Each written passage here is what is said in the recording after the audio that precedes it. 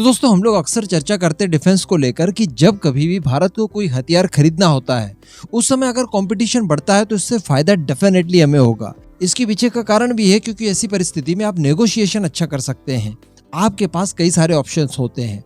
तो हमेशा ही ज्यादा दुकानदार होंगे तो ग्राहक को फायदा मिलेगा ही मिलेगा। ऐसे ही कुछ अब देखने के लिए मिल रहा है प्रोजेक्ट 75I के जरिए। हम सभी जानते हैं कि भारत ने काफी कठोर शर्तें रखी थी प्रोजेक्ट 75I को लेकर। भारत को EIP सिस्टम चाहिए थे, इसके अलावा वो सी प्रूवन हो, वो इस समय ऑपरेशनल हो। ऐसे EIP सिस्टम के साथ हमारी कई सारी हार्ड टेक्नोलॉजी ट्रांसफर का प्रावधान था, टाइमलाइन भी काफ़ी सख्त रखी गई थी। तो हम लोगों को देखने में मिला कि इन सब चीज़ों को लेकर जितने भी कॉम्पिटिटर थे वो एक एक करके बाहर निकलने लगे। फिर क्या स्पेन, क्या जर्मनी, क्या फ्रांस और क्या रशिया, ये सारे देश एक एक करके बाहर निकल गए।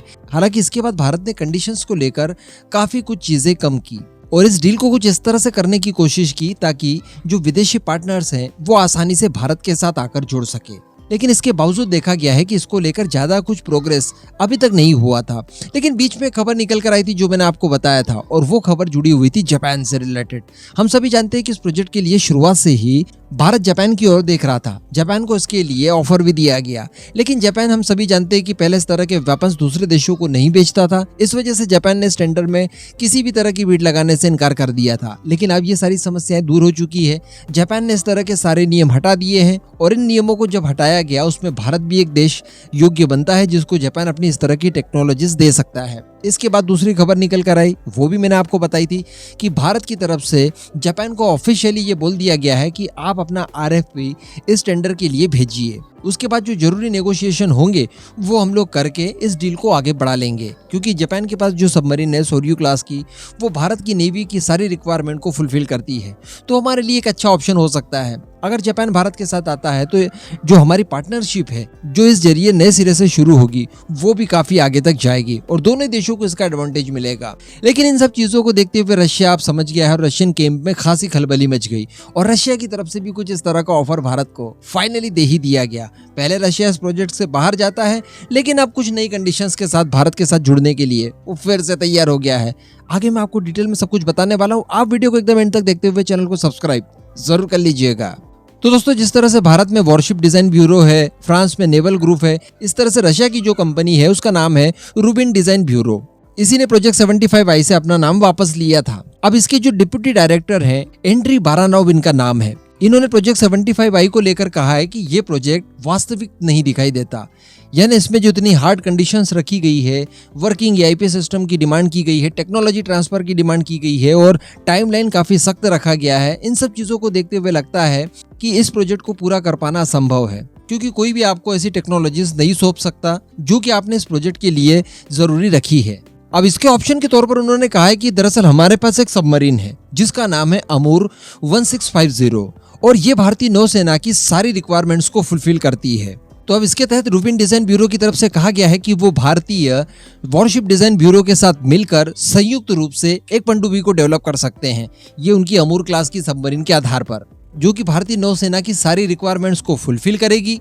इसी के साथ साथ उन्होंने यहाँ पर ऑफर ये भी दिया है कि जो DRDO की तरफ से फ्यूल सेल आधारित EIP सिस्टम बनाया गया है उसका भी इस्तेमाल इसमें किया जाएगा और इसी के साथ साथ next generation lithium ion battery का इसमें इस्तेमाल किया जाएगा। कहने का मतलब जो सारी चीजें अब हम लोग जापान से लेने की कोशिश कर रहे हैं वही सारी चीजें ऑफर कर रहा है रशिया। क्योंकि मैंने आपको एक वीडियो में बताया था कि अगर बात की जाए स्पेशली लिथियम आयन बैटरी के इस्तेमाल की, तो इनको इस्तेमाल कर पाना, इन्हें मेंटेन कर पाना ये बहुत ज़्यादा क्रिटिकल होता है। ये कई बार ब्लास्ट हो जाती है। इसका उपयोग सही तरीके से करना, उनको सही तरीके से मेंटेन करना, इस मामले में जापान का कोई दूसरा ऑप्शन नहीं हो सकता। और एक यही कारण है कि इस तरह की सबमरीन के लिए हम लोगों ने पहले जापान से ही कांटेक्ट किया था। तो अब इन सारी चीज़ों को देखते हुए रशिया बौखला गया है और रशिया ने इस डील में वापस आने के लिए एक नया रास्ता चुन लिया है, जिसमें वो भारत को बहुत लुभावना ऑफर दे रहा है कि देखिए हम लोग भारत के साथ ही मिलकर ये सबमरीन बना देते हैं, हमारी सबमरीन के आधार पर होगी। DRDO ने जो EIP सिस्टम बनाया है उसी का इस्तेमाल इसमें कर लेंगे और लिथियम आयन बैटरी का जो पैकेज होगा वो भी आपको प्रदान कर देंगे। इसके बाद ये प्रोजेक्ट 75I में जितनी भी नौसेना द्वारा रिक्वायरमेंट रखी गई थी उन सभी को ये फुलफिल करेगी।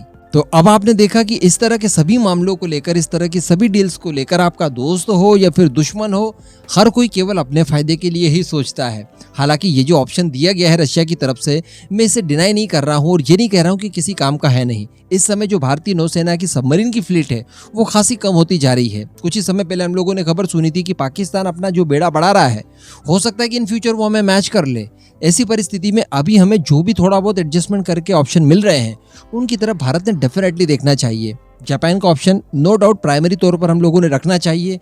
अगर वहां से बात बन जाती है तो ठीक ही है, और अगर वहां पर बात नहीं बन पाती है तो रशिया का ये ऑप्शन भी स्वीकार करने योग्य होगा, क्योंकि लगभग हमें उसी क्लास की और उतनी ही क्षमता वाली सबमरीन्स यहां से भी उपलब्ध हो सकती है। अब इस पूरे मुद्दे पर दोस्तों आपका क्या मानना है? आपके हिसाब से यहाँ पर जापान के सबमरीन के बारे में कंसीडर करना चाहिए या फिर रशियन सबमरीन के साथ हम लोग जा सकते हैं? नीचे कमेंट करके अपना राय जरूर दीजिएगा।